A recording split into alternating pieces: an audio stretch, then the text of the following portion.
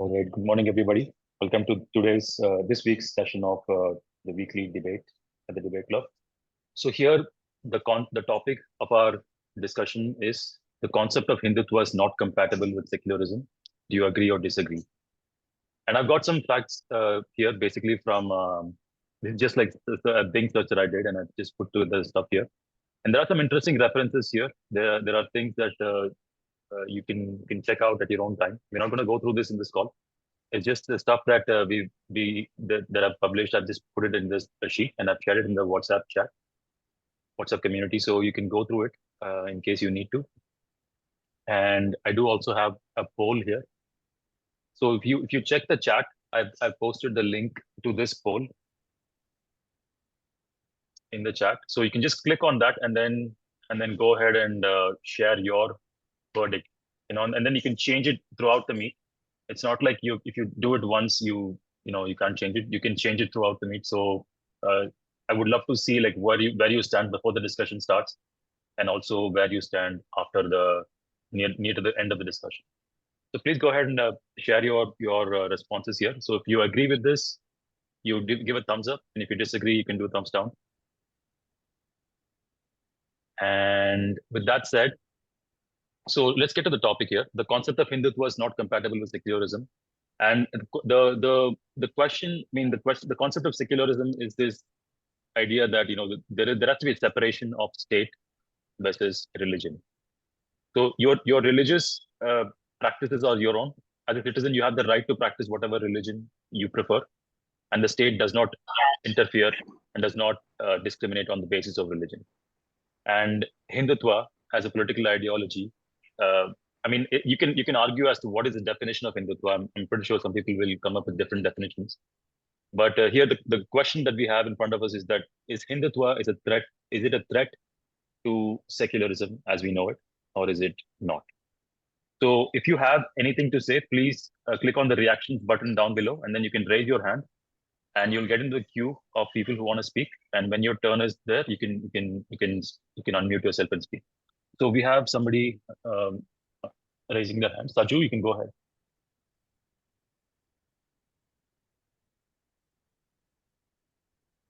Saju, you're on mute. Yeah, um, so thanks for doing this debate, Rago. Another brilliant topic. There are multiple subtopics possible against this, but I would like to say that we should start off by defining the terms. So Sure. the terms that is to be defined is Hindutva, number one. Number two, the term to be defined is secularism, and number three is the portion where you're saying uh, Hindutva hurts secularism or vice versa. These have to be defined properly. Um, Probably, I think this debate itself is to define the terms. That is also possible. Yeah, but can you throw some light there? Yeah, like I already started define. I think I agree with you. We have to start with the definitions, and I've already given a definition of secularism as to the separation of the government um, versus the citizens' right to practice their own religion. Right, because the government is considered the authority of the land. They are the ones who are enforcing the laws.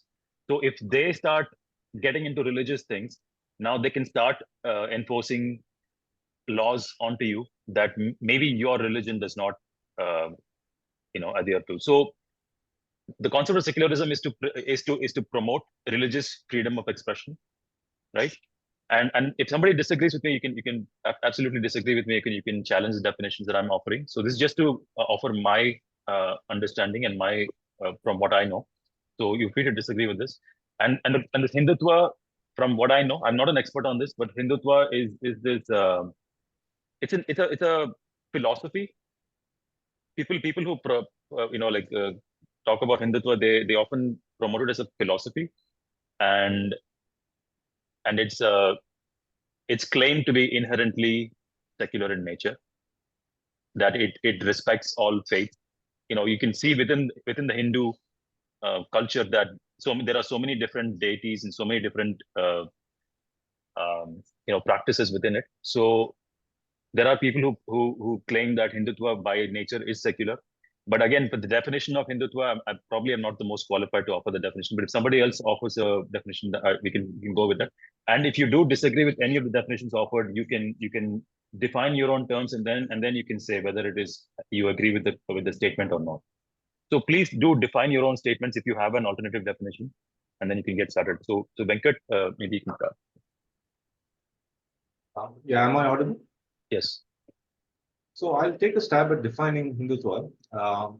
I've done some reading on that subject. The founders of the RSS, Golwalkar, especially, did define Hindutva, and he came from a starting point which is a bit different from where Hindutva has evolved to be today.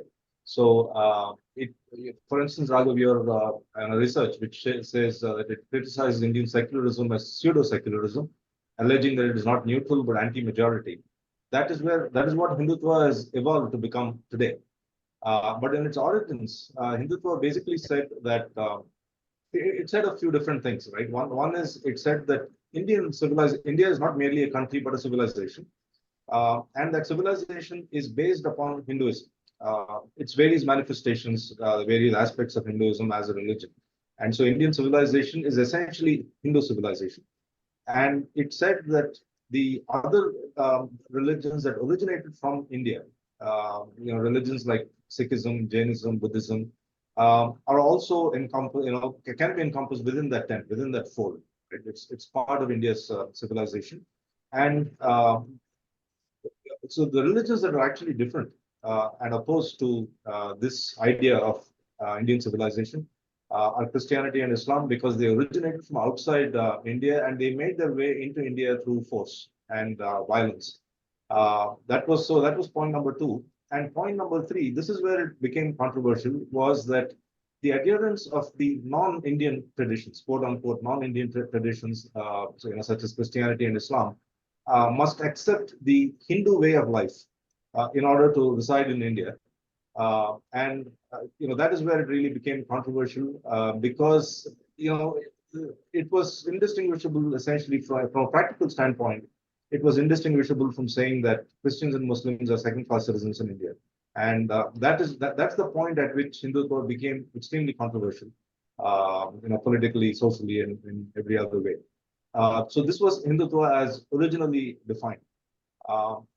And I'm saying that because secularism, secularism as it came to be defined and practiced in India did not exist then when Hindutva was defined, because India was not yet a politically independent country. We were still under British rule. So the definition of Hindutva as, quote unquote, true secularism, opposed to the pseudo secularism of present day politics, came much later. When Congress took over the government of India, and the Congress defined India as a secular country and proceeded to carry out various policies which the adherents of Hindutva did not approve of. So there are two phases in the definition of Hindutva. One is the origin, and the other is what it has evolved to become. So I just wanted to stop there. That is my understanding of Hindutva. I think that's a wonderful summarization of the history and current context. Thanks, Venkat. Samar, go ahead. Right. It would be better, if we speak more about the definition of Hindutva and secularism first, because especially secularism, it's quite a wide-ranging concept. It has meant different things at different places and at different time periods. And although, right now we are speaking right now for the Indian context, secularism in the Indian context, even that, it encompasses many aspects.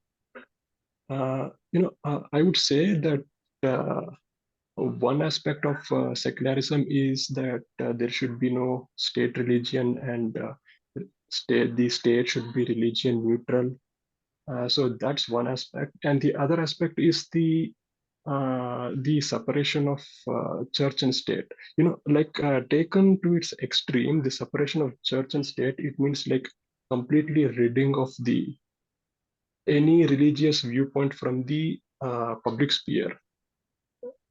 So that too, it does come under secularism, and that too we can see in many countries today, like such as France, especially. If you're in France, the public, religious symbols cannot be displayed in public. And if you are like, let's say, a Sikh man wearing a turban, you're breaking the law over there, and you're going to be fined. So that aspect of secularism too is there, and we see that kind of argument or that kind of viewpoint, butting its head even in the Indian context from time to time, where the secularists, they just want to completely rid the any like religion from the public space, from the public sphere. So that is there. Uh, so I would say that so there's that aspect, and then there's the aspect like specific to India, or maybe it's relevant to some other countries, but mostly relevant to India. That is the thing about the minority appeasement. One prominent example of this minority appeasement is how in India, all of the Hindu temples, their funds will be confiscated by the government, and it will be used for as the government sees fit.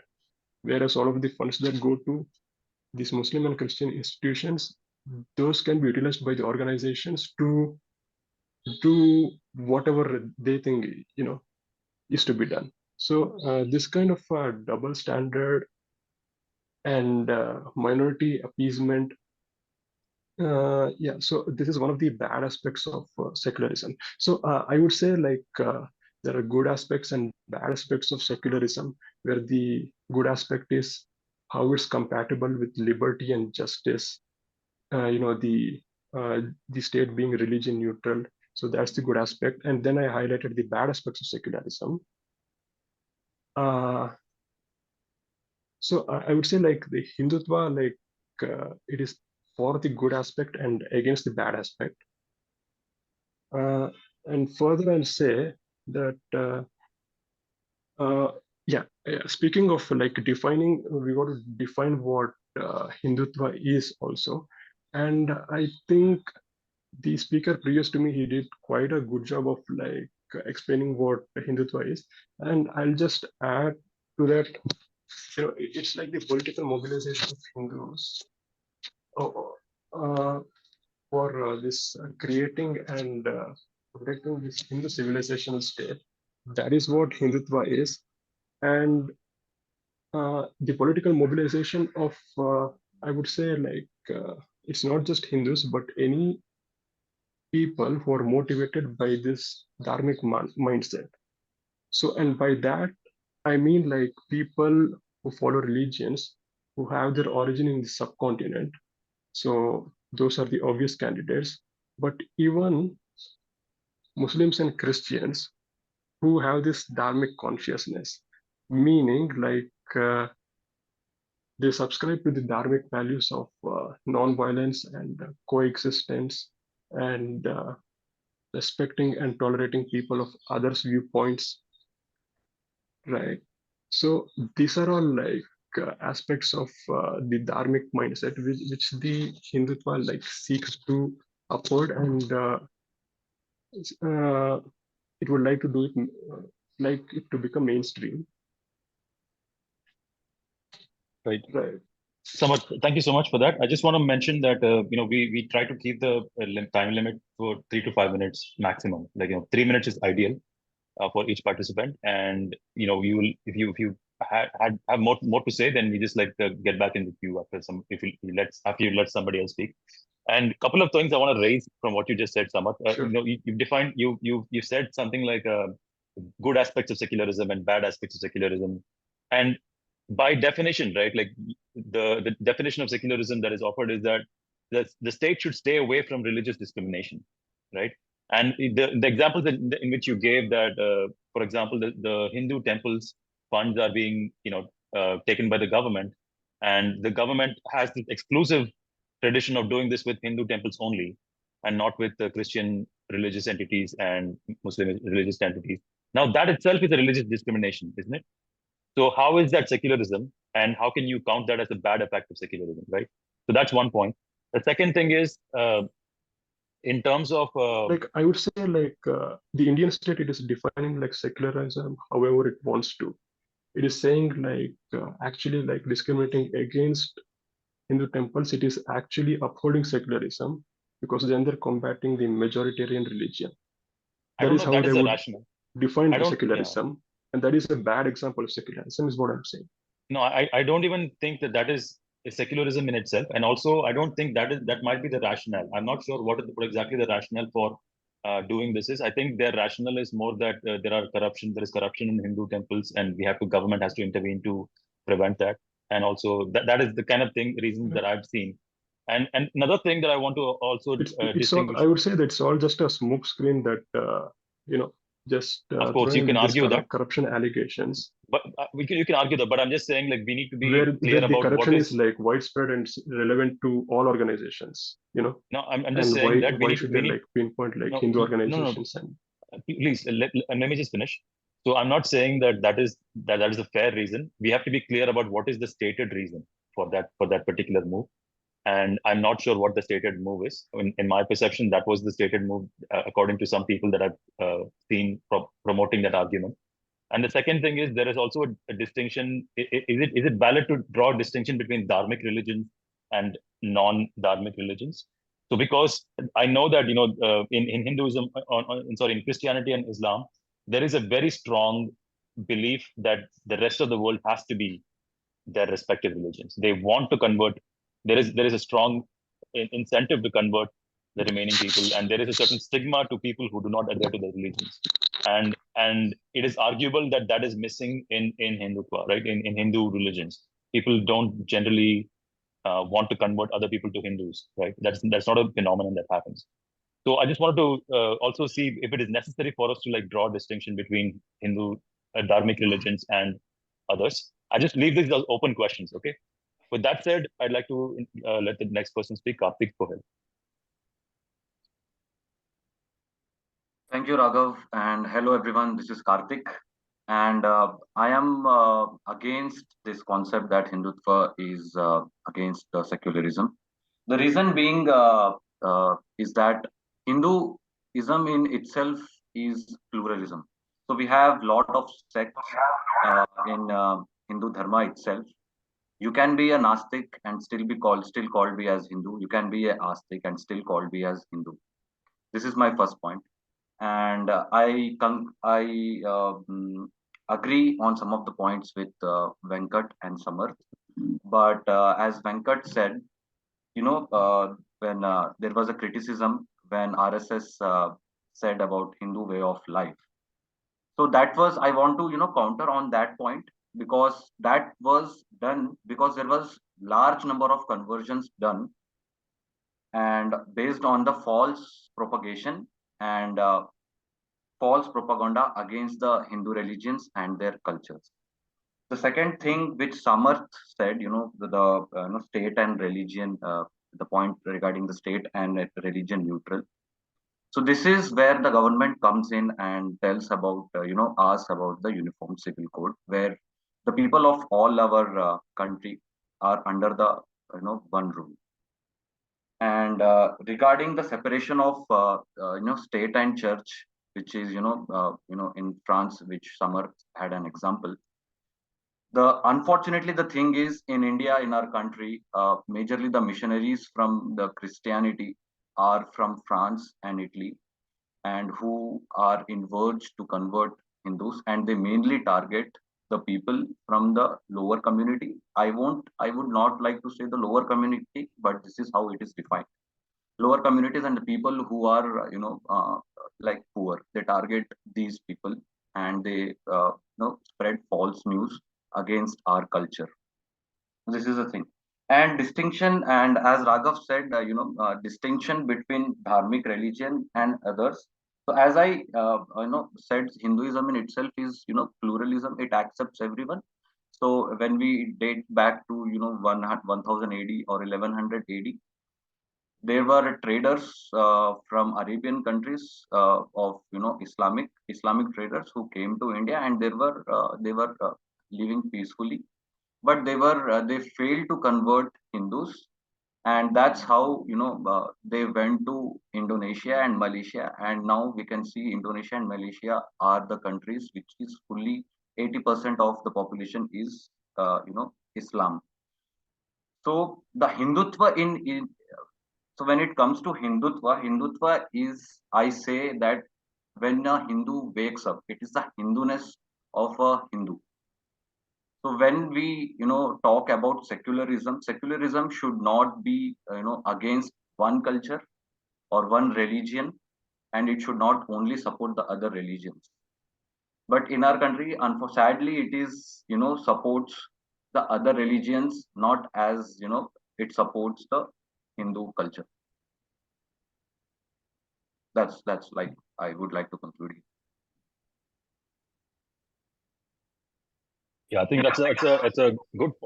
I think that's a good point raised by, like, like where we talk about like the favorism, because like when you say Indian government is being secular, that only is valid when its decisions are favoring the minority religions. The moment it kind of favors a Hindu majority or something, it actually comes across as being, there's a commentary that it is anti-secular or something like that. And that is definitely a phenomenon that we are seeing. I think people are just the general public's perception about the concept of secularism is that anything that promotes minority religion is secular, and anything that prevents them or punishes them for something is considered anti-secular. I think we need to keep that in mind, because like here we are a focus group of people talking about these things in an informed manner, but there is also the distinction of what people consider secular in the general public, and there is a huge disparity between the public perception in Indian general public versus what actually it is, right? So I just wanted to make a note on that. But moving ahead, Saju, please go ahead. So we started out to define the terms Hindutva and secularism, and we are kind of getting there. But in that process, we have introduced more terms. What is pseudo secularism? What is conversion? To date, I have not understood what is conversion. And there are many terms that got defined in the process, that got mentioned in the process, but there is no clear definition. Let me attempt to define secularism. So I think, Raghav, you have very well said in very short words that secularism is concerning the government. But I think I would like to go a step further and say secularism is not only about the government. It is about the society, what you want as a society. As a society, we do not have any problem with any number of religion, any kind of majority religion coexisting in India, right? And we want, as Indians and as Indians first, we appreciate the existence of various types of religion in our nation, various types of people who follow those religions, and our long history of both richness in culture and of oppression also that has happened in India. We appreciate that. That is history. The definition of secularism in that manner concerns more with the society, in my thinking, rather than only with the government. Yeah. I mean, of course, yes. The government makes decisions that align with the interests of the larger public. So it is actually a reflection of the society in a way. But again, the society is not going to take things in its hands. There is a distinction between popular opinion and legal fact, right? Like if the government makes it a legal fact that you are not allowed to do this, then they can unleash the wrath of the legal force onto you, right? So that's again, why you have introduced more terms. Now you introduce something called popular opinion, which seems to be more powerful than the government. No, I'm saying the opposite. I'm saying that the government has more power than just the popular opinion.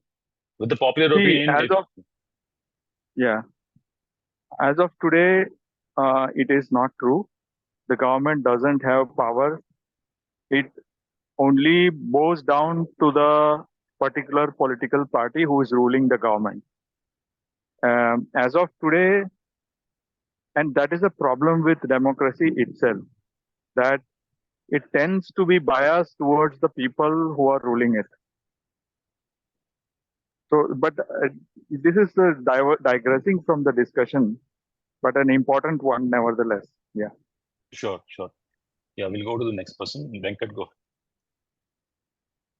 So I wanted to talk about appeasement because this topic comes up a lot, and almost anyone who talks about appeasement seems to have the idea that only minorities have been appeased in India.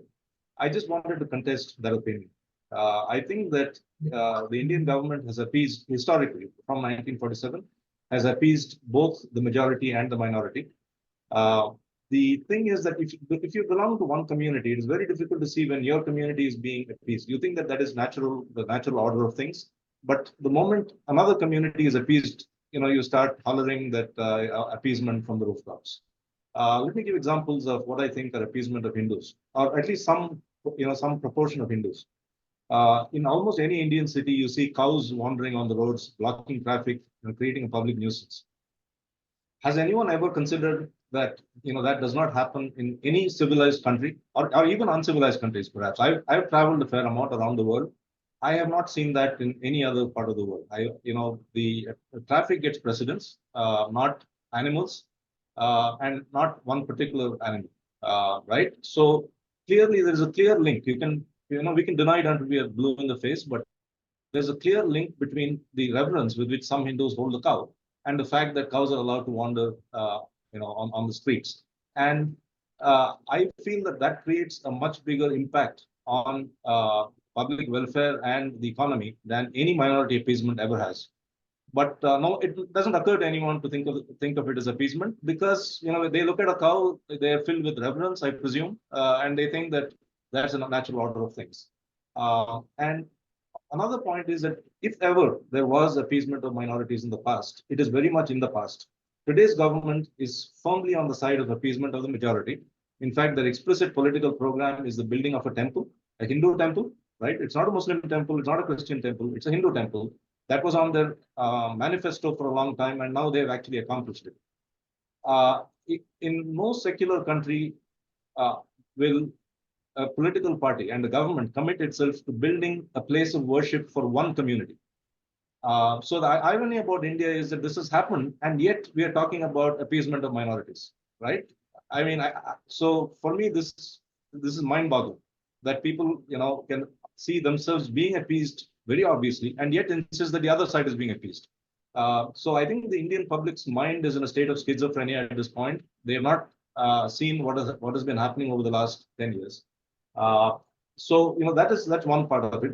To me, I'm opposed to all appeasement, whether it is appeasement of majority or minority. I don't think that's a good thing to do. It puts religion front and center stage, whereas religion I feel should be as far behind on the back burner as possible. It should be a private matter. It should not be something that the government promotes. So that's just one side of the point that I wanted to make. The other side of Hindutva as a political ideology is that it aims to create political consciousness among Hindus, and that's a very specific thing which I think we should all think about and understand.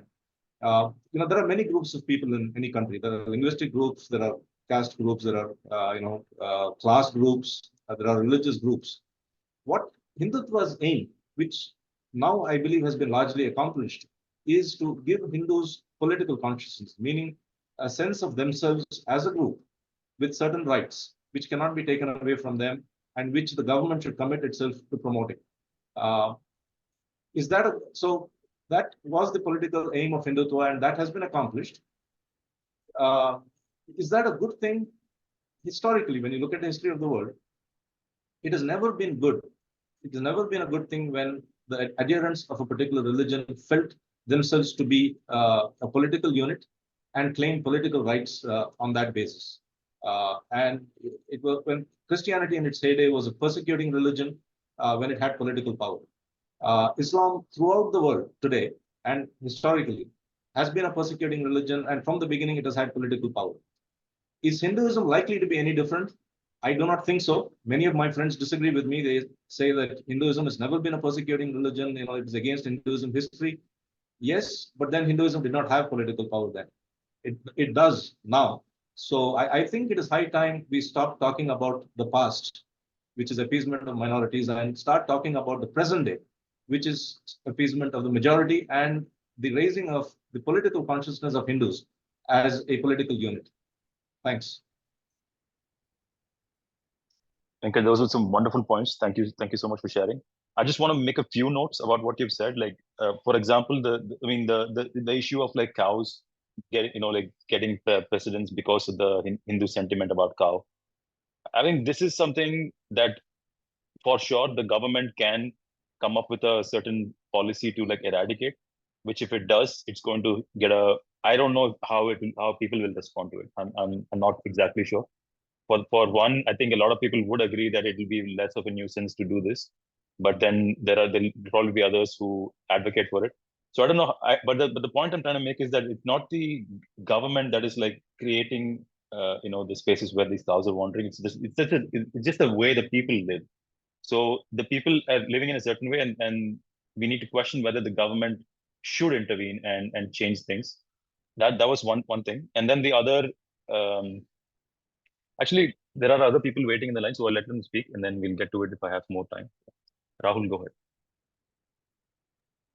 ahead. Good morning, everybody. So I've been seeing how this debate is going on, and what I noticed is that this debate is only between like 3 and 4 people speaking, and the host is answering. So don't mind, but like I just wanted it to happen in the proper way, like a debate should be. Like there should be people who should be like selecting their side, that whether they want Hindutva for the country or not, or whether they want. And then after once the side which is supporting speaks, the another person speaking will be the one who opposes, and then it should go like this alternatively. But now I'm saying that only like 3 4 people, because the meaning is there are 14 participants, right? And I want everybody to take part in it, rather than not being audience of 3 and 4 people and the host. That's my request. I don't know if it No, is the yeah, way it's the a debate. valid request. This has come Yeah, up in the past. I'm not sure if this is the first time you're joining, but this has come up in the past as well. So one of yeah, the yeah, reasons why we have it in this format, this is not exactly a debate. We are calling it a yeah, debate, because we started off as a debate, and then it turned into a more of an open discussion format. Okay, this is the yeah, open discussion format where people can volunteer to speak on the topic, and then they can state whether they agree or disagree and justify it. People can then comment on it by taking the cue. We're doing yeah, it this way because we want to keep it open. yeah. We did try to do team based, like opponent side kind of a thing, but it requires a certain amount of preparation and certain amount of rules enforcement, which we are going to be conducting those kinds of debates separately. But this is more of an inviting format for Yeah, newcomers to come and join. I So understand, but we are like why I wanted to do is because when somebody gives any point in support, right? So yeah. if the other guy have counter of that, then we can easily understand, yeah, if it is Exactly. right I, or I, not. I completely Like agree it's with you. just Yeah, there's yeah, absolutely merit for that format. We are going to do more sessions of that format. Yeah, yeah, we yeah. are working on setting up like different formats of discussions. Even brainstorming sessions where we talk about how something has to be executed. All these things Correct. are coming up. So yeah, we are Yeah, going to expose that. Yeah. and where my point is, like, I am against Hindutva as becoming the state religion, right? Because I've seen people here were giving examples that it is very polite religion, we accept everybody.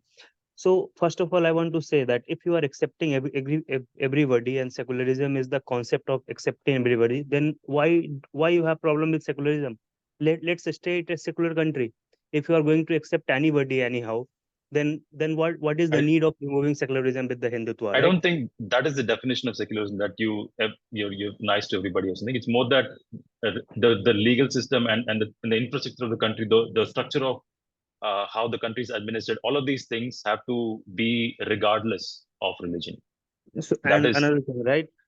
Like I've seen people speaking that Hindutva is the ideology that people who are believing in dharmic way, and there are people who are coming from different religions, but still they believe on the concept of dharma. Like the country should be like run on that ideology. So So what about if tomorrow people will come with idea that they're not accepting God or they're not accepting any dharma concept? Like we have seen, like in past also, right? There were Buddhism and Hinduism. Buddhists were not at all believing on God and all, right? So still they were allowed to live, right? So if we will make Hindutva as a state religion or a state ideology, what will happen to people who will think that they are not belonging to even concept of dharma as well, or they will try to find a different ideology. Like I think if we will let state have an ideology, it will completely hinder the free thinking of society, right? So I don't want any ideology, any type of religious ideology, no matter uh, how tough it is or how liberal it is. I don't want any specific religion ideology to be the state's government ideology. I think government job is to make sure that the people in the country are getting the right resources, their systems are working well, like policing is working well, banking system is working well, jobs are created, there is no crime in the society, so that businesses can flourish. That is the main job of government, right? And ideology, what religion I have to follow, what I have to believe, is my personal opinion, and government should not interfere it in at all. But what I'm saying is, now government, the existing government is trying to control the people. And like if somebody is not agreeing with their ideology, they are trying to attack it in verbal way, and it can also increase in physical way if it will be accepted as normal, right? So I think that Hindutva is not, I'm not considering it as in favor of being as a state ideology. Thank you. Okay. I think yeah. Anyway, so I think there are a lot of people waiting, so we'll just go ahead. Tanmay, go ahead. Thank you. Hello, everyone. I'm Tanmay from Bangalore. So I disagree on the statement that concept of Hindutva is incompatible with secularism, because I feel that Hinduism is a religion where there's a principle known as anekantvad, which explains that there are infinite views, point of views for a particular object or a particular statement. So that's a principle we should all focus on. And secondly, it's not Hindu dharma. Actually, from ancient time, it's a Vedic dharma. And speaking about other religions, leaving Hinduism, Hinduism totally supports secularism, and like other religions such as Islamic religion, they are not actually secular. The If we see, only one Muslim majority country out of 49 countries in this world are secular. All others are declared as Muslim countries. And even if we see that we are exploited so much in our own country that we don't get a seat in our own country in our dream college, but other minority who are given reservations get those seats. So in our own country we don't have the right to study, so people go out to study. So this reservation makes a loss of our own country. Our own people are leaving our country. And also, regarding the only one Muslim majority country out of 49 is secular. And if we see Hindu majority countries, there are only three countries, which are India, Nepal, and Mauritius. And these three are also secular. So Hinduism totally believes on anekantvad, which accepts everyone and all religions. It doesn't like force anyone to accept the Hindu religion. It just shows the path. If you wish, you can follow it, or else it's totally your wish to do, to follow or not. Thank you.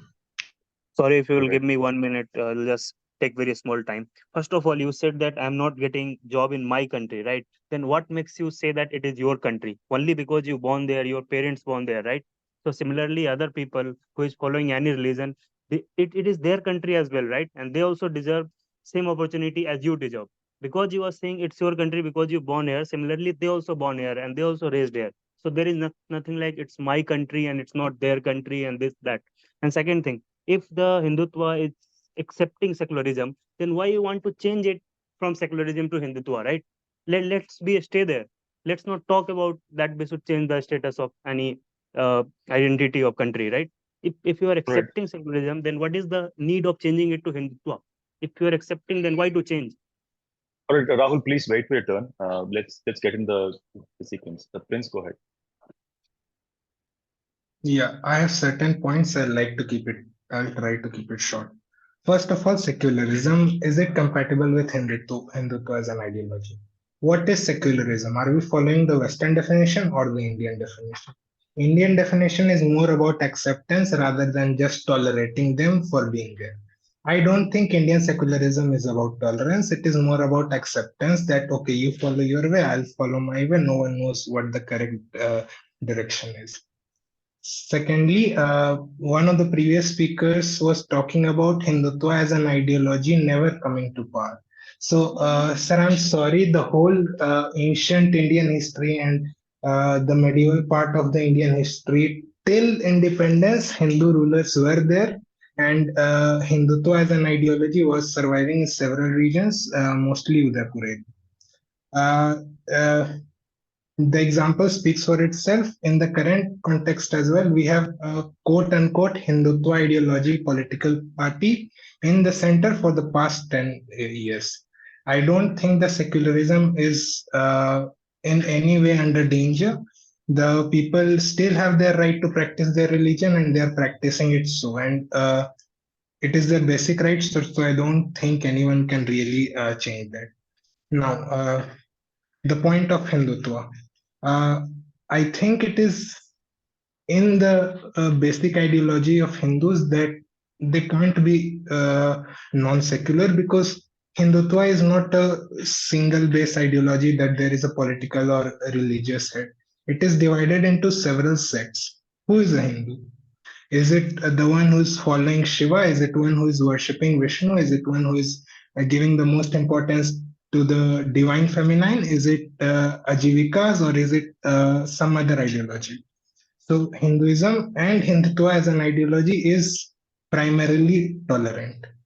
Now, government part. Uh, I just want to ask how government is viewing secularism. Is it non interference in their religious matters or is it just becoming neutral? If you are non interrupting in their religious matters, then what is Waqf Act?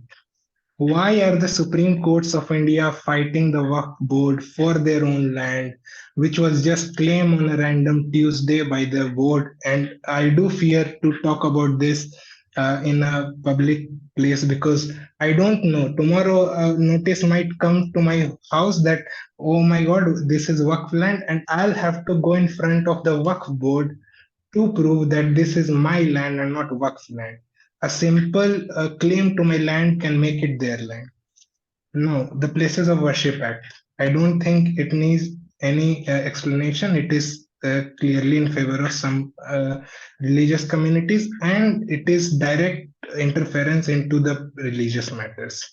Now, regarding several temples being made by public money.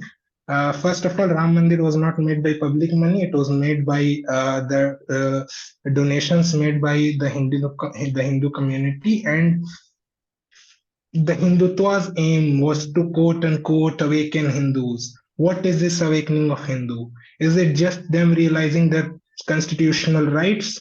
If this is awakening Hindu, I don't think any religion should have any issues with a particular community getting to know what are their constitutional rights.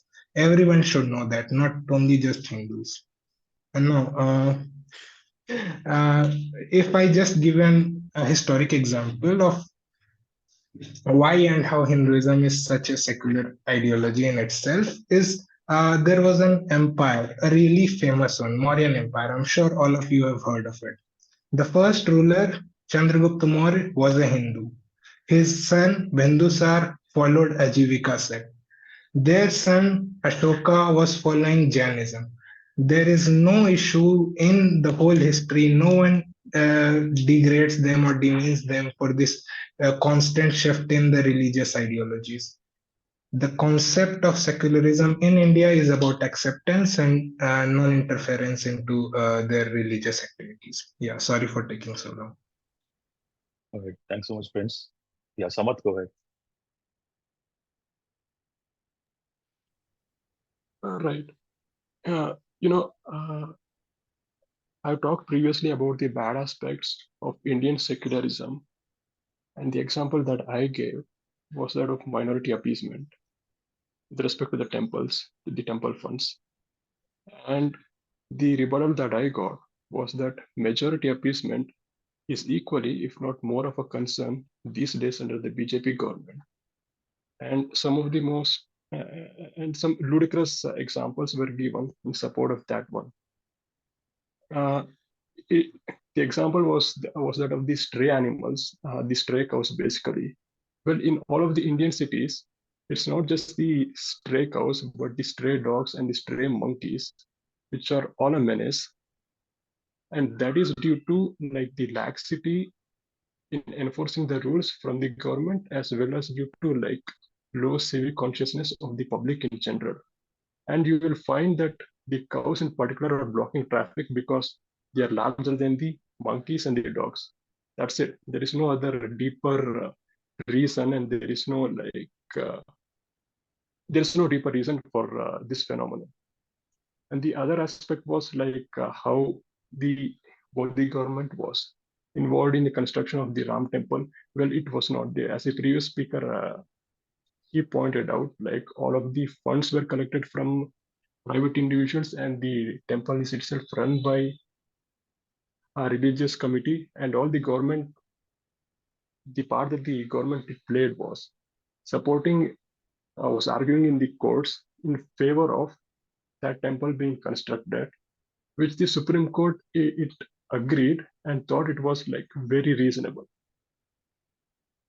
So there are all of these examples being furnished of alleged majority appeasement, which in reality does not hold water. And the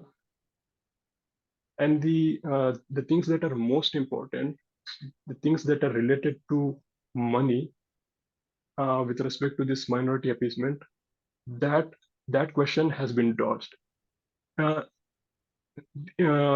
things that are more concerning and are of most impact for the society is not that some book was banned because it hurt the majority sentiment, although that is of concern, but the larger issue is how the majority religion is being discriminated by just withholding thousands and lakhs of thousands of crores of rupees from it being used by however it wants to. Instead, the government of India pocketing it while like allowing all of these funds to the minority institutions to use it however they want to, and allowing the funds to these minority institutions to come from foreign lands, from Saudi Arabia and all of these oil states, and from these Western countries, and to run the seminaries and the madrasas, and to run however they want to. And we don't know like what the curriculum is in any of these centers. So this important point, this is being missed, the matter of thousands of crores of rupees, whereas the less significant examples are brought up to argue that majority appeasement is going on. So that's the first point. The next point that I heard is like the bad aspect of secularism that we see in India and in some other countries too, especially in Western countries, is how they just totally want to get rid of religion from the public sphere. In fact, one of the speaker here also, he brought out the same thing. Like, why should the government concern itself with these religious matters? It should be concerned only with like collecting taxes and maintaining the security and these kinds of stuff. Well, I would say that the government, it should be concerned with enacting the will of the people through the laws. And if the will of the people is so that they want to make this country into a more religious state, religion as they conceive, then it is totally their right, given that they do not infringe upon the rights of other people. In any political body, like especially in a democratic republic such as ours, every kind of organization, it has the right to influence public policy in its favor. So that will include trade unions. They want like higher taxes for the rich and more welfare programs. And then we have all of these industry bodies which want the opposite of that one. So we have every professional organization, industry bodies, all of the groups that are based on caste, groups based on ethnicity and language. Innumerable groups such as these are trying to influence public policy in India. But when we have like religious groups trying to influence public policy, there's such a hue and cry. I really don't understand why these double standards are there. The next thing is, this is the point I wanted to make, right? Any of the future points, like I will make at a later point. Okay, thanks so much. Karthik, go ahead. Yeah, so there were like good points made by Samarth and Prince Raj, and I just want to counter Rahul on few points. I think Rahul got diverged from the topic about Hindutva and pointed out government, which is his right. I'm not against that, but government is not equal to Hindutva. Point number two, and do you know, Rahul, that there is a small village in Ranchi, and there are like 80% of the Hindus got converted to Christianity. And how did it happen? It happened. It happened like this. There was a pastor, who took a home loan under the Awas Yojana, built a house, and converted it into a church. So is that a morality? And converted it into and started preaching Christianity. Preaching Christianity is not a problem, but leaving the morals behind and using the policies of the government in this false way is where uh, pains me a lot. And this is where when we talk about again when we talk against these things, this is which I called as Hindutva. We don't want any people to be converted in a preaching against in a false way. It is your right to get converted into any other religion, but you should not get converted based on anything which you don't have a knowledge about, or without any proper homework. So most of our people in our country, unfortunately, it is that people do not know about their language, do not know about their religion much, and they come into the this thing of getting converted. And other thing about the gaushalas, which I think some other person than Rahul raised. Do you know that there are like more than 16,000 gaushalas in our country, incorporating more than 300 million gaus? So it is not that these are the if we pray cows, that we should government, of course government should do something, but there are like also people who domesticate these cows and run gaushalas. So we don't leave cows just simply. And but unfortunately, that is a sad thing. But there are more cows in the gaushalas than on the roads.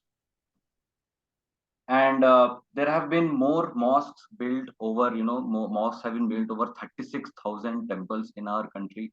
So if you say that we have to leave the history and look forward, we are ready to do that.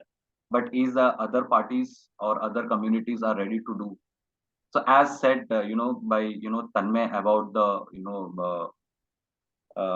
this Waqf board. So there are like more than 8.5 lakh properties of Waqf board. And why is that so? And what is your stand on uniform civil code? If everything you need to be equal, what is your stand on uniform civil code? Can you please?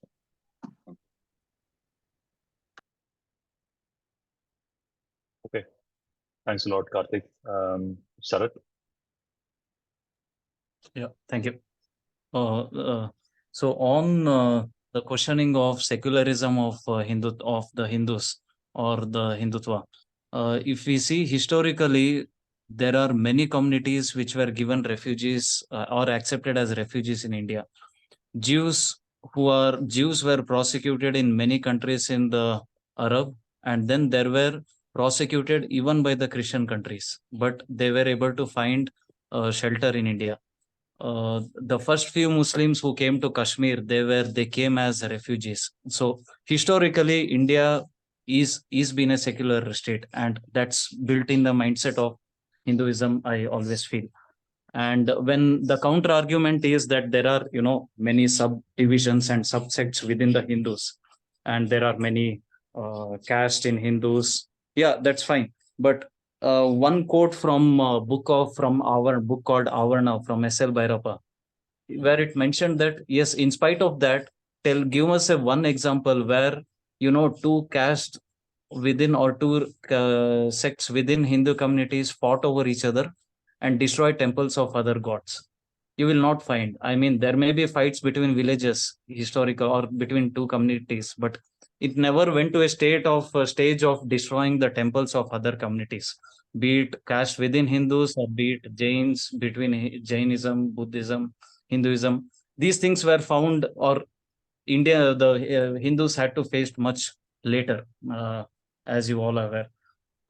Now, on the second part of the debate, someone mentioned that Hinduism is now getting propagated into the politics of India, but it's still because there was, rampant uh, uh, appeasement of minorities and subjugation of the majorities within the Constitution of India, even now.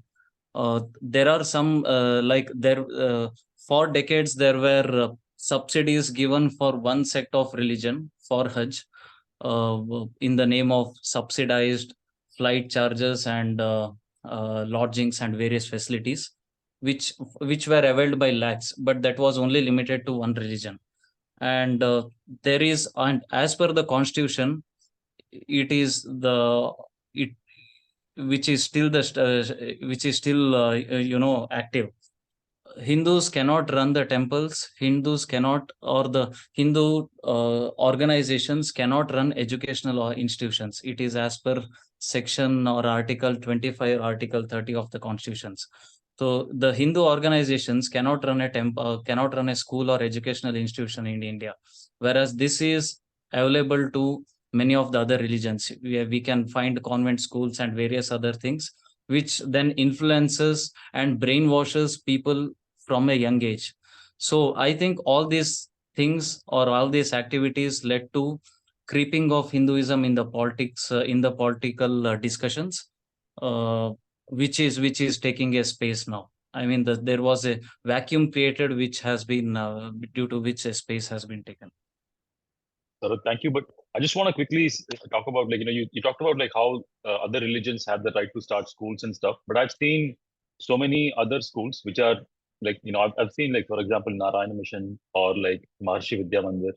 They do have like a very specific focus on like Hindu principles, right? So wouldn't you call that Hindu schools? I mean, there are some institutions which are running it, like ISKCON and then Art of Living.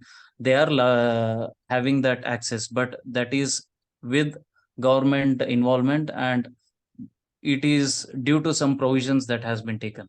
I mean, it's not like that any temple or any temple, forget temple is not any, the money is not left with the temple for them to run any institutions, but even then they cannot open any schools. But your point is that there are few examples, but it is with lot of provisions and control of government. No, there are private schools as well. But anyway, yeah, Venkat, go ahead. Yeah, I just wanted to respond to the person who persons actually who disputed my depiction, my description of cows wandering on the roads as an example of appeasement. I think I probably chose the wrong example, in the sense it's not just the fact that cows are wandering on the roads that's an example of appeasement. There are cow protection laws in several states in India where it's illegal. In several states in India, it's illegal to slaughter a cow, including Gujarat. And interestingly enough, the cow protection laws in Gujarat were passed by the Congress government when it was in power, so a long time ago. And that's a clear example of appeasement, if ever there was one. There is no basis for cow protection laws except the religious prohibition against them. To the other point about the temple the Ayodhya temple being built with private donations. I've been told that they've been built with private donations. Perhaps that is so. But my question would be, was the temple inaugurated by a private person acting on behalf of private interests? Let's be very clear. It was inaugurated by the Prime Minister as part of fulfilling one of their manifesto promises, which had been there in the party's manifesto for a very long time. And the building of the temple is being used by the Prime Minister today in election campaigning, saying, we have promised you a temple for a very long time, and we have finally achieved, we have finally fulfilled our promise. So this is politics, right? This is politics, and this is a blatant example of appeasing a certain group of people. Why is it that so many people, millions of people in India, and apparently the majority of people in this call are unable to see this for what it is, appeasement? I have gradually come to realize, and this is a disappointment for me in many ways, is that when people say they're opposed to appeasement, they don't really mean that. They don't mean that they're opposed to appeasement. What they really mean is don't appease them, appease us. And that is not a point of view that I can respect. Thank you. All right. Thanks, Venkat. Saju, go ahead. Actually, Venkat covered my points beautifully.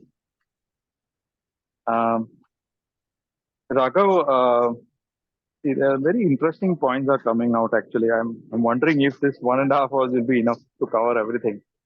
See, Yeah, there was so a specific I'll tell you reason. Yeah, I'm not. I don't want to say much. Just wanted to ask you something. There's a specific reason why the work boards were created, and it is not like they can capture anybody and everyone's land or property. There is some ruling and particular reasoning behind why it was done. So if you have anything in your documents, please do spell it out. Yeah. So I'm not really much of an expert on this topic. I was just going to say that we usually go from 11 a.m. to 12:30, and then after 12:30 it's an open discussion. So you can talk for as long as you wish. So that's not an issue with the duration. But yeah, Prince, go.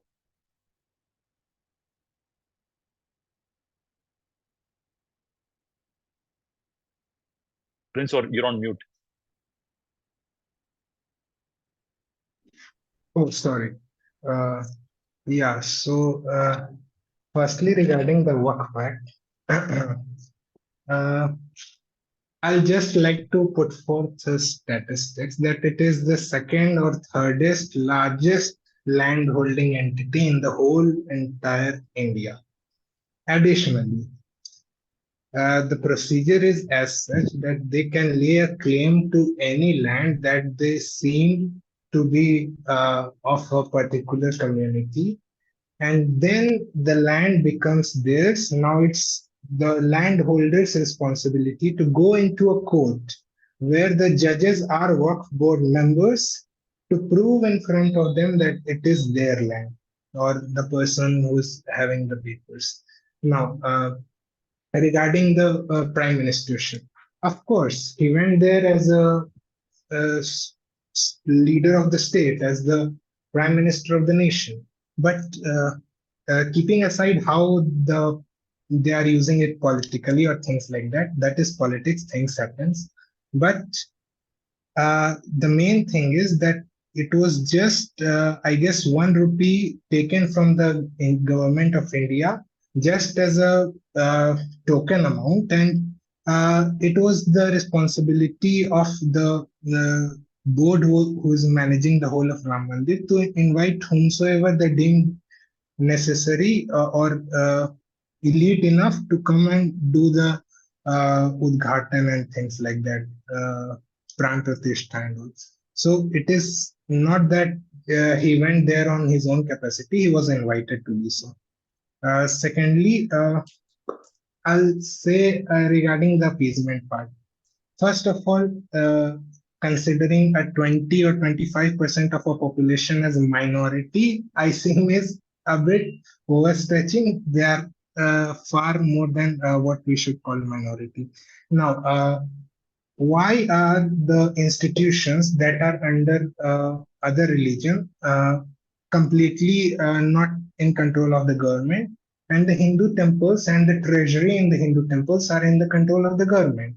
Is it the secularism that the people are talking about? Additionally, not digressing much from the topic, Hindutva is an ideology of what I expect, and I can be totally wrong, you can correct me, is an ideology where people kind of entitle themselves to be a responsible citizen, to be aware of their rights, and not get into this pseudo secularism of supporting any decision or any community just for the sake of it. It is always right to kind of access what is right and what is wrong and then decide for yourself. It is totally an ideology that is against appeasement. So I don't think how an ideology that is against appeasement a threat to the secularism of a nation that has been secular since the day of its inception. I'm not talking about 1947. I'm talking 5000 BCE. Right. Thanks, Prince. Samat, go ahead.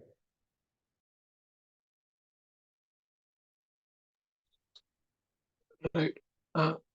Yeah, the one aspect that I've not talked about, all the other speakers have kind of touched upon it, is how, like, when the Hindutva people, they speak of like establishing like a civilizational state based on dharma. All of the people who are against it, they conjure up this boogeyman. They compare it falsely to other theocracies that are present in this world, which are of a different religion. They might bring up the example of Iran, which is a theocracy, and only the state it supports one interpretation of Islam, and it actively persecutes all other religions and even other branches of Islam.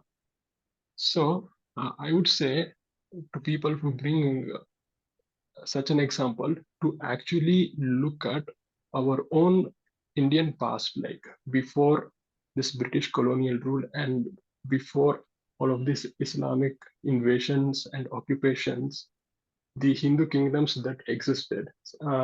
As the previous speaker, he brought the example of the Mauryan Empire, and then there was the Gupta Empire, and in more recent times there was the Vijayanagara Empire. If you look at the Vijayanagara Empire,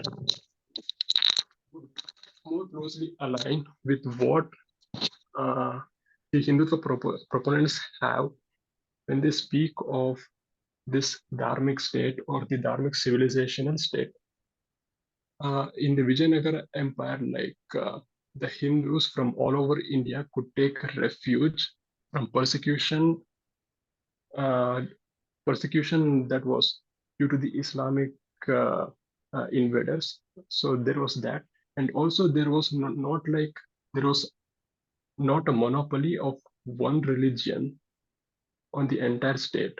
The uh, the kings that were there at that time, they were supportive of many branches of Hinduism and also like Jainism, Buddhism, and they were even tolerant of Muslims and Christians that existed as a minority in Vijayanagara Empire.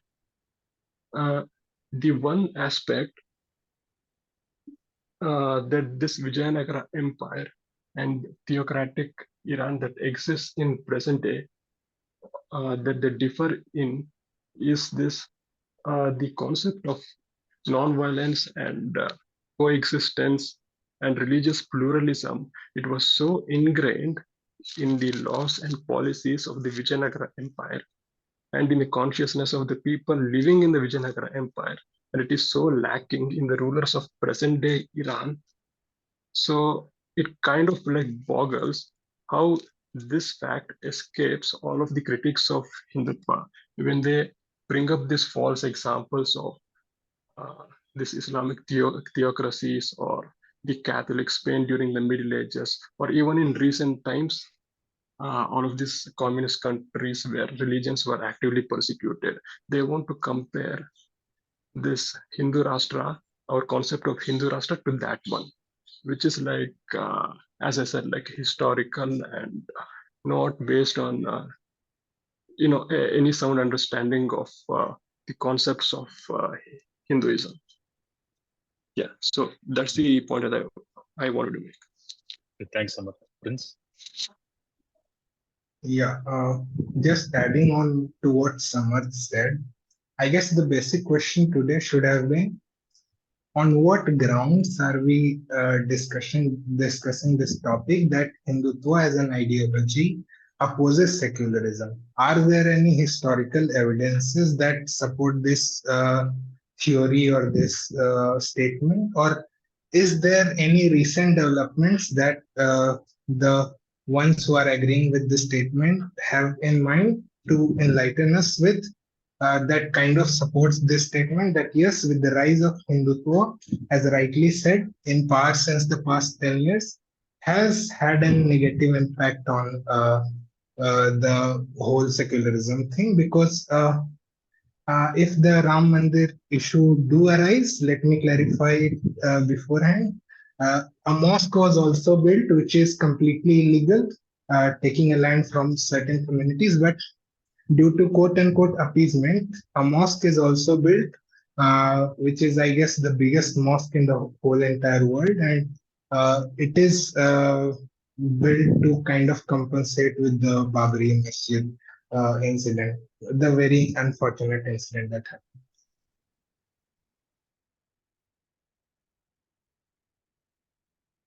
Okay, I think everybody's done with speaking then.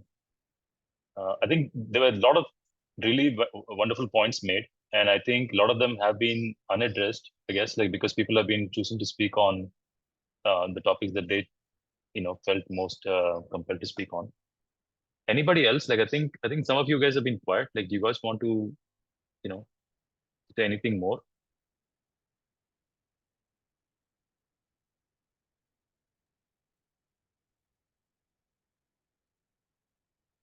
Yeah, Brian, go ahead.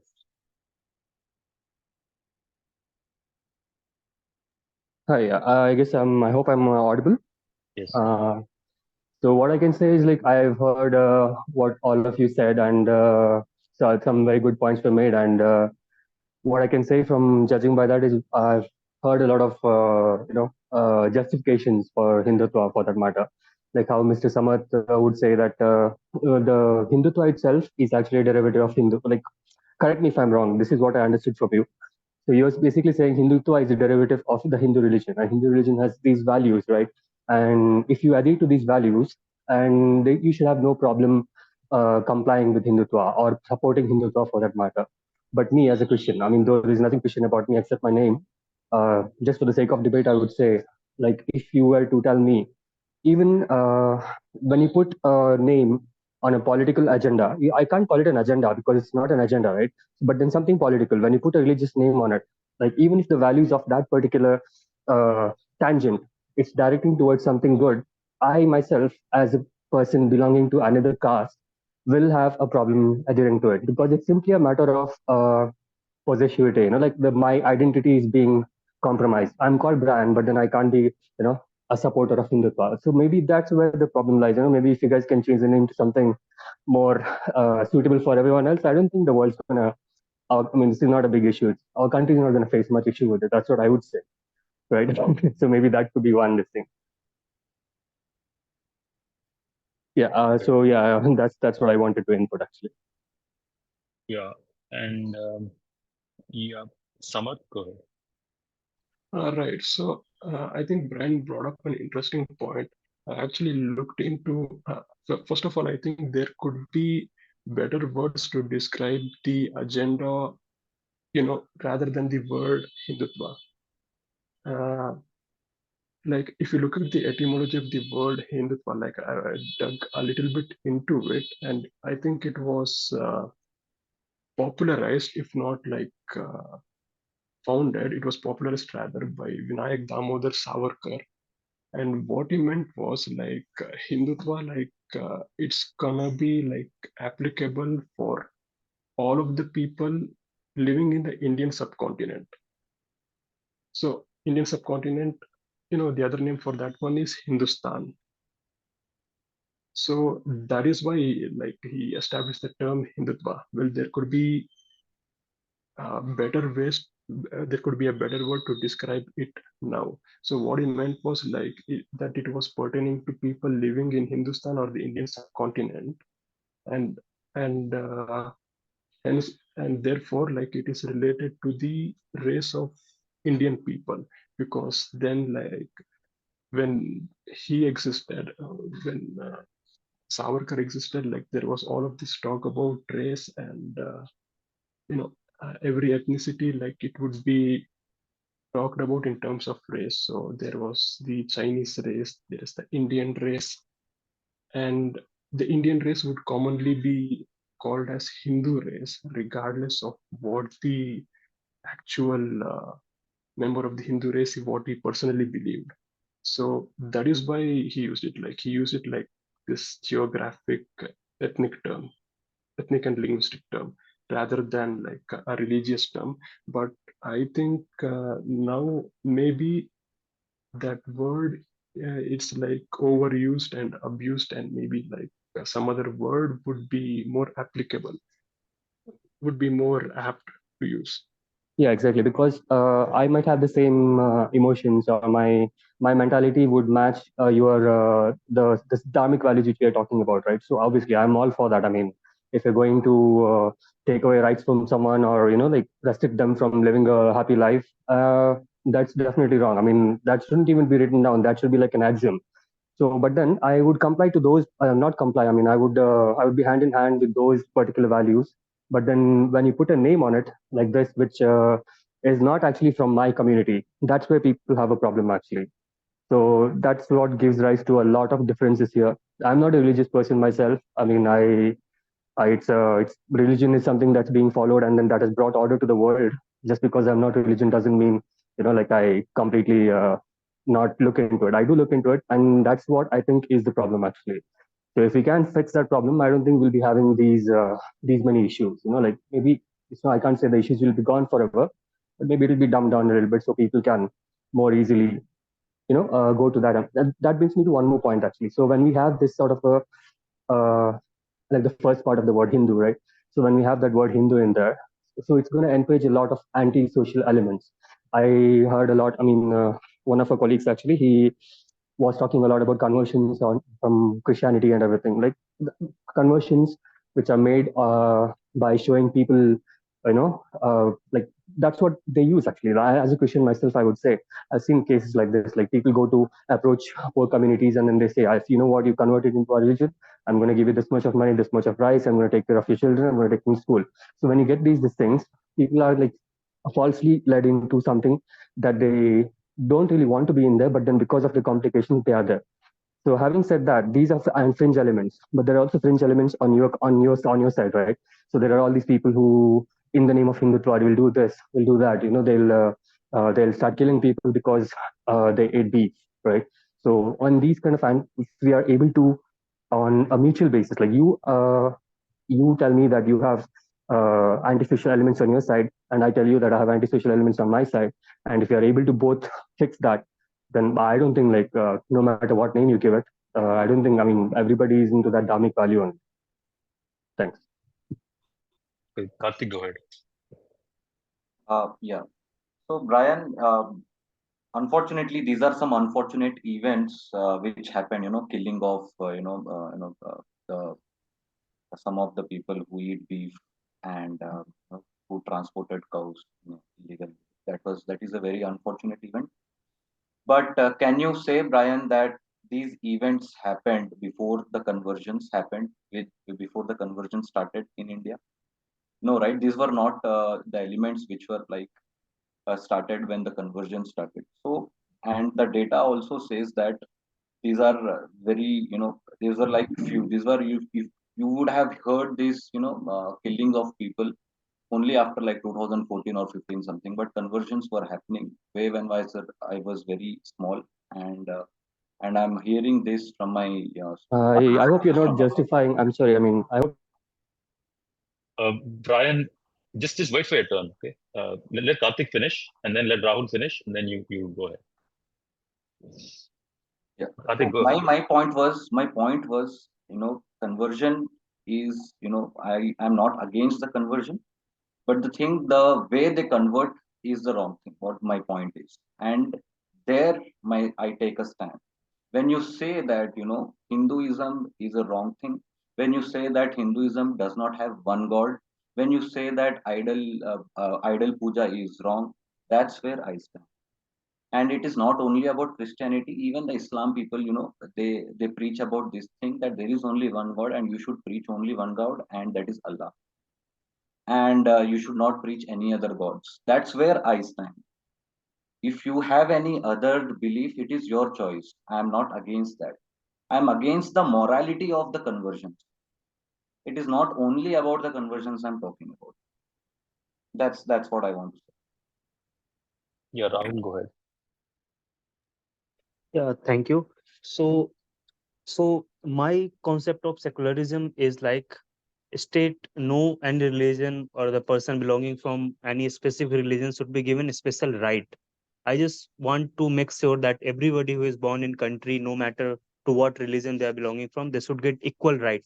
Unlike in other Islamic countries where like there are people from different religions, they can't even apply for government job and all because because the state does not allow that. So I don't want India I don't want in India to happen this, right? That's why I want secularism. On the other side, secularism does not mean that you will hurt the feeling of all the religion. Like you have all right to hurt the feelings. Like one person before was saying that there was law to not slaughter cows. It is called appeasement. He was saying that. I would not say that it is appeasement, right? I would say that it is just a step taken in order to avoid violence in the society, to avoid balance in the society. And why I don't want Hindutva in place of secularism is because when the state religion will become Hindutva, right, or become Hindu, then in the case of convergence, right now we are all saying that conversion is happening, and the person belonging from different religion, when they see that the people of their group is getting converted to other group, they feel bad, right? But when the state will have one religion, then they will feel proud if the people will come to their religion, right?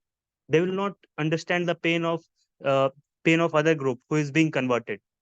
So secularism will help that they will be able to stop any kind of conversion happening. Not that when Hindus are converting, they get offended, and when they are able to convert Muslim, they get so proud, right?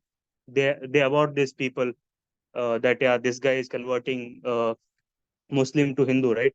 So I think secularism will be able to save the faith of all the communities, and also will be able to address the pain and problems of all the community.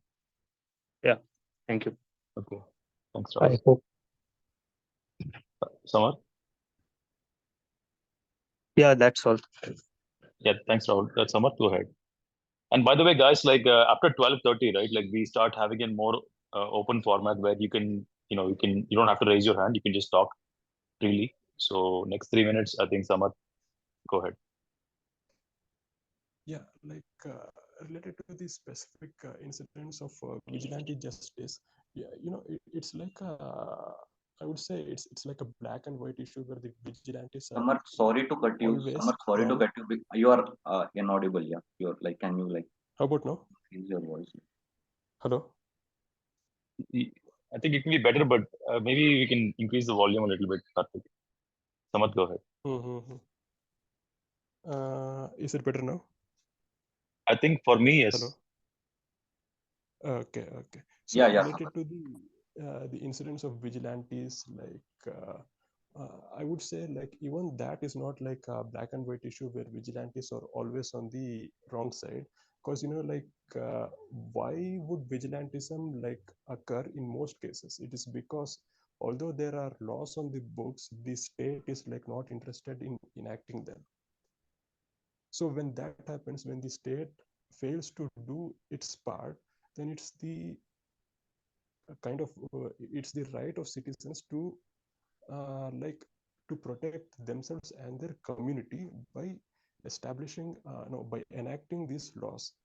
But then again, there's the question of like what kind of a force would be justifiable for the mob or the vigilantes to enact this law. So that is a very complicated question, and many times it so happens that when a mob gathers, like they are more inclined to beat people, lynch people, than show restraint, and then just show restraint and just avoid the crime from happening. So yeah, so there is this point, like the vigilante justice, like it's kind of complicated. And you might also like, let's think of like a non-religious example, like in many hinterlands of India where there is like virtually no women's safety, although there are laws on the books which prohibit like women from being sexually harassed and worse. Like if the state is not going to, is unable to enforce these laws, then I think it is justified for the vigilante groups to form and enact those laws. And of course, there is all of these complications that are going to arise then. Yeah, so that's my point about vigilante Thanks so much. justice.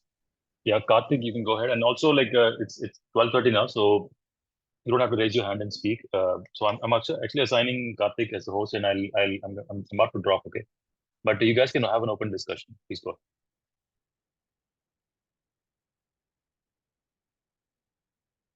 Yes, actually, I think I forgot to lower my hand. I don't have any points as of now. Sure, sure.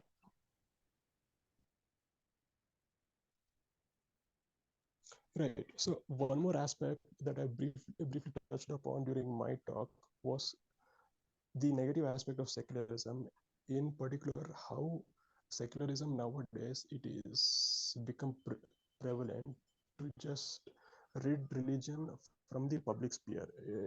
You can see it in India, and also you can see it more prevalent in Western nations, like especially France. Like I do not get this logic. Like when every kind of organization which is non-religious, they get to influence public policy. As I talked about, it might be like ethnic groups, groups based on language, groups based on profession, all of these trade unions, all of the feminist organizations. Every organization, it tries to influence public policy, but when it comes to religious organization which tries to do the same thing, there is so much hue and cry. But then the other way, but when the other side of the coin, that is the religious organizations, they should definitely comply with the laws of the state, right? Otherwise they will be criminally prosecuted. So it is like a no-win situation to be a religious person nowadays in many of the Western countries, and even in India increasingly, that you are subject to the laws of the state. But then if you want to influence the laws of the state by like political organization, then you're called all sorts of names and you're shut down from the conversation. So it's become like a one-way street and a one-way imposition, whereas ideally it should be like a two-way street and an exchange of ideas. That's a brilliant way to put it. See, there are a lot of concepts in India that is misunderstood generally by the public. First is conversion. Second is how you get into a religion, right? Nobody talks about the fact that you are born into a religion. There is no choice made by anybody. Nobody makes a conscious choice that I want to do such and such things in my life, right? And the third is Hindutva, or whatever you call it, Hinduism. I am a Hindu myself, but I can see a lot of similarities between different religions. There is a God, there is a priest, there is a procedure, there is a temple, there is a gathering, and so on and so forth. It is very similar, most of the religions, right? So secularism by itself has to be defined as such. That you may be religious, you have your own religious views, but you have agreed as a society to allow other people with different views to coexist, right? Where I'm still not clear about is that where from this animosity has come, that such and such religion is benefiting. For example, I'll give you a short example and stop. If somebody is not getting an admission into a school, nobody talks about why there are so less number of seats in the school, why there are so less number of opportunities. Why should an education or a college cost 6 lakh rupees per year? Yeah, these are challenges to be solved, and they are easy to solve, right? So I'm against both positive discrimination and negative discrimination also. What is positive discrimination, Saju? Can you explain? Discrimination in itself is negative. What is positive discrimination? So positive discrimination is the terminology used for policies wherein you discriminate some group of people in such a way to benefit them specifically.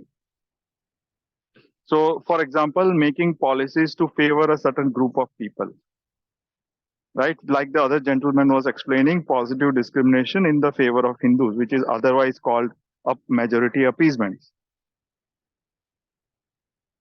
right?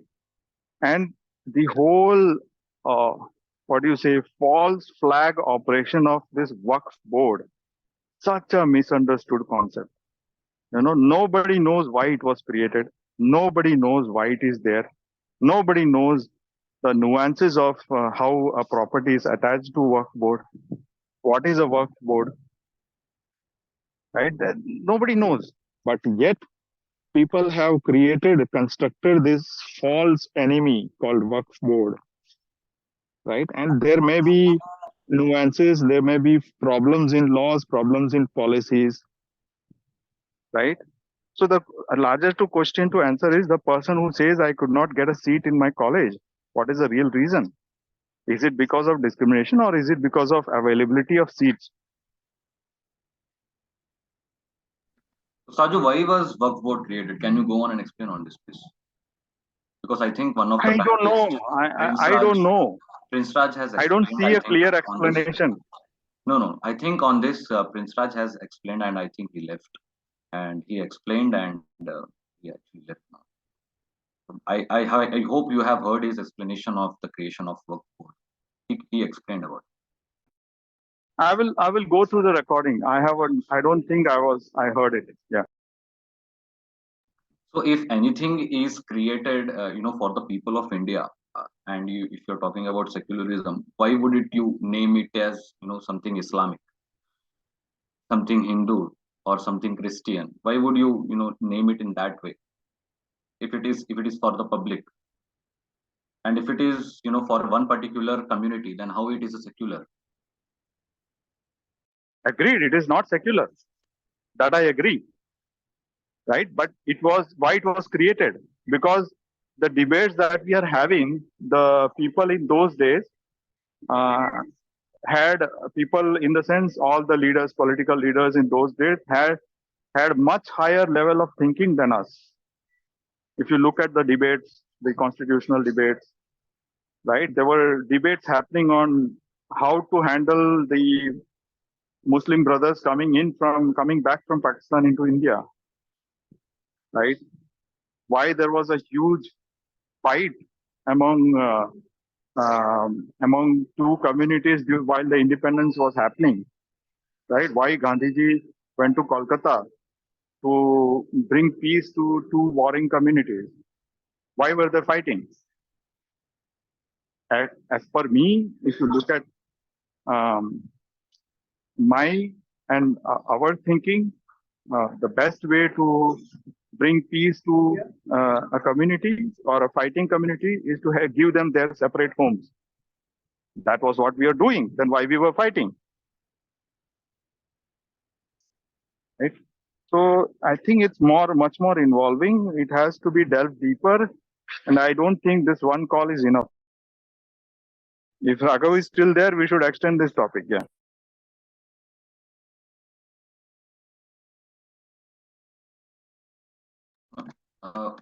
I think Saju, the thing is that Just one small comment, Karthik, before we go. Actually, we have a form where you can suggest more topics. Okay, so whenever you get an idea that okay, we need to have a different discussion on a certain topic, just go to thedebateclub.info and then you can suggest a topic, and we'll be posting that in a poll in the WhatsApp community once these topics have been exhausted. So this is how things work. If you have a different topic to post, please use the link on our official website. Yeah. So sorry, Karthik, go ahead. Yeah.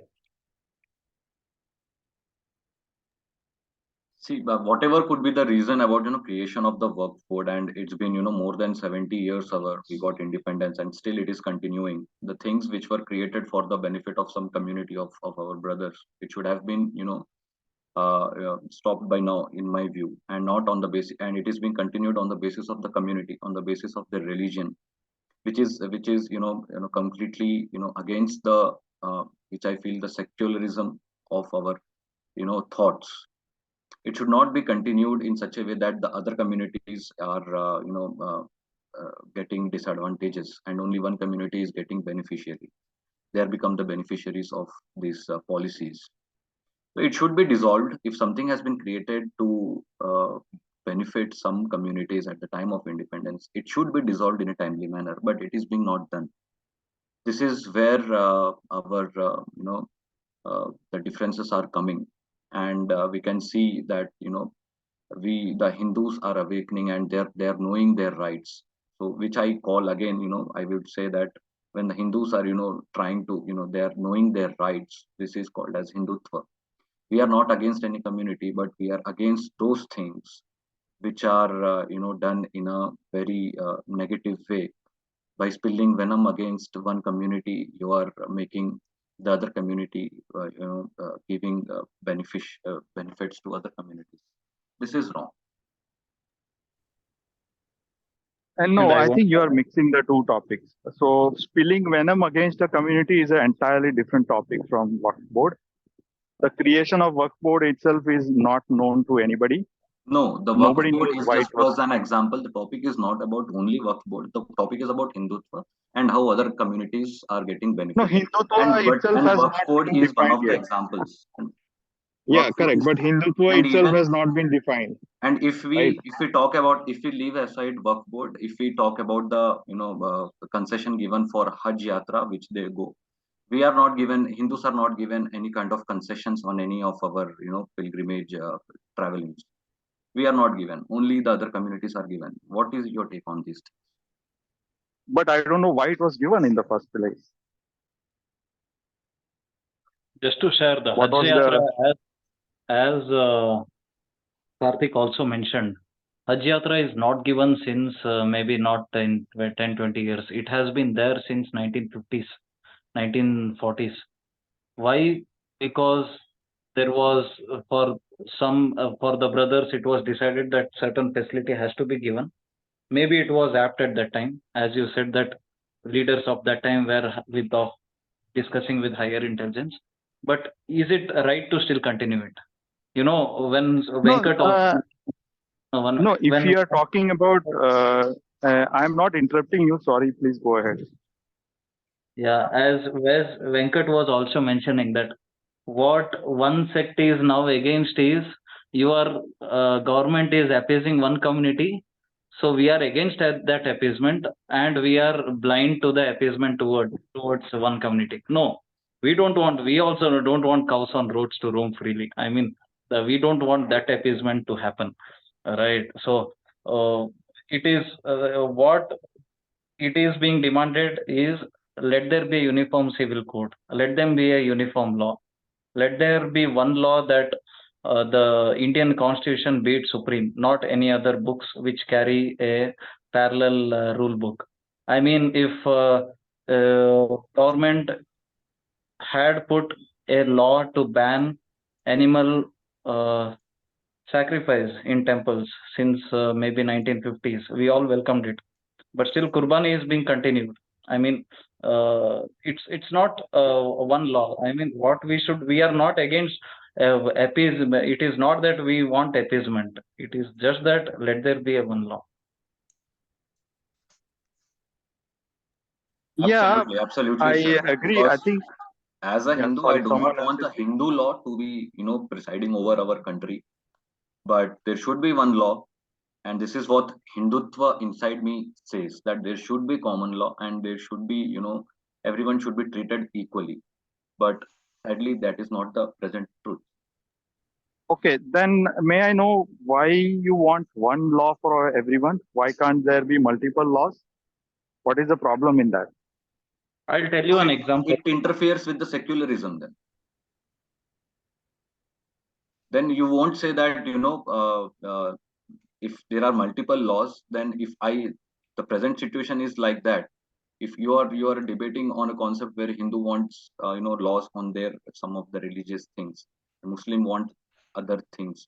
How it is being a secular when I don't feel good about the other community? I don't feel good about if one community gets benefit over some of the things which I don't get. How it is being a secular thing? So are you saying you should also get the same benefit? You are saying that, or are you saying the other guy should not get those benefits? If you want to get the other benefits, the only way which I feel is that there should be a common law which allows the government to distribute the I am trying resources in an equal way. That we discussed already. What I'm asking you is, I'm saying that there can be different multiple laws.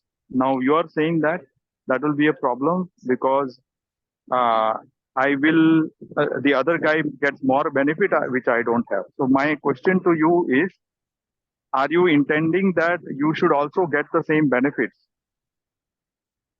Did I understand you correctly? So for that, if if you apply one law in a country to our country, the resources get equally distributed among the citizens. But if there is no uniform law, the resources will be distributed as per the community, as per the according to the favorism. The government again, this whichever new comes, they will terminology. favor one See, community. again, you have introduced a new terminology, resources, right? Do you mean resources or do you mean opportunities? Resources or opportunities or whatever the things which are given No, to they are one not the community. same. For example, after 2014, 10% of the Indians are holding around 80% of the wealth of India. Okay. And after Corona, this K-shaped recovery has made it worse. Now, here you have to understand wealth and resources are the same. Opportunity and the resources are the same, right? That's what I wanted to clarify. They are the same, right? We agree to that. So now the question to you is, yeah, you say that you continue. Yeah, the question to you is, suppose there are different laws, but each different law is beneficial to the specific people who is applied. Then wouldn't that be a better scenario rather than have one blanket law for everyone, in which some people benefit and some people don't benefit? What would you prefer?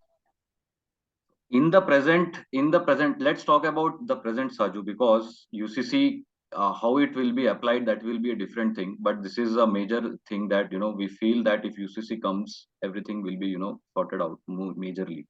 But presently, see, you are introducing multiple terms which are ambiguous. When you say "quote unquote" sorted out, I don't understand that. When you say laws are not benefiting, things are sorted out right now. Do you feel the things are sorted out right now? When we talk about Waqf board, you say that you don't know why it was applied. You don't have an answer of Waqf board. When I say that there are more, I don't know. I mean, what I don't know, I generally when say I say that know. there are more than 8 lakh properties, given to Waqf board, you don't have an answer for that. And 8 lakh what? 8 lakh crore? How is it an equal distribution of resources? No, or opportunities? This is again ambiguous. When you say 8 lakh, what do you mean exactly? 8 lakh acre? 8 lakh properties, I'm saying. I'm not acres. I'm asking you, when you say 8 lakh, properties could be in the form of land, building, mosque, anything. Correct, but I'm asking you, 8 lakh means what? 8 lakh is just a count. You have to ask. Facts can be verified. I mean, this is what we are discussing is on the principle and fact can be verified. But on the one of the point that why do we need one law, right, Saju? Why do we see what is defined by a nation is we stand for one principle, one one thought process. Why do we have to stand for a national anthem? If one religion will stand for one song, another religion will stand for another song. So 10 religion, 10 caste, 10 states will have different flags. Each state will have a song. So where does the definition of nation comes to? I mean, today So are are as a you nation. okay with having a national anthem as well as a state anthem? Are you okay with that? 1 minute. We are as a nation, we are respecting the national anthem. We have a constitution which says that it defines it supersedes. We have a Supreme Court which supersedes every law, every legal institution. And then are you saying that okay, in spite of that, let some sect of people have their own law, let them have a different law, let them have a different book, which would be the superseding thing. It's not related to just one community. I mean, there are laws, even Zoroastrians and Parsis have something exclusive for them. There are Christians have something exclusive. So various religions have something exclusive in India under the current provision. So what we are saying is let's honor secularism. Let's there be a one law. So that's what I'm trying to contest here. So my contest is that you are looking for one law because what you are saying is if there are multiple laws, it will actually hurt the other communities. One law will make sure that all the communities are following one rule. So Saju, here, I believe that is what you're trying to say, right? It won't What you're trying actually. to say? So no, it actually what happens. One law will not actually hurt any other because in the current scenario, if you see, if you talk about for say Islam, if you say they want Sharia law in some of the things, but Indian law on other things. So how it is being a secularism doesn't mean this thing that you just you get blind of other things and you can have your present law on other things. That is not secularism for me. If you say on every aspect Hindus should be follow constitution, I want others also to follow the constitution. For me, if constitution is the biggest thing, I want Saju or my other friends to follow the constitution. It is not that only I should follow and you are getting beneficiaries based on your religion and the other parties are benefiting you. That should not be the case. Exactly. So that's what I'm trying to clarify here, right? You are against that principle of multiple laws because you have this opinion that a guy following one law will bring benefit to himself, while the other guy following the other law will bring benefit to that person for that law, right? It will be beneficial to everyone, not only one person or one community. Because we have a right to equality. Our constitution says the right to equality, but the present scenario does not seem to be like that, based on the religious factors, based on the things which have been given to one community. And I'm against not any community. I am against the benefits which have been given on the basis of some of the things. That should not be the case. And based on, and I think this my point, it can be seen in a different way. But the only thing which I want to say that if one community is feeling that they are the sole beneficiaries of the resources of this country, I'm sorry, that should not be the case. And that's what is being inculcated in the minds of the people of our country by some of the parties, some of the political parties. Okay, I would like to talk about this later. I have to go somewhere. So Raghav, if you're there, can you arrange one more call?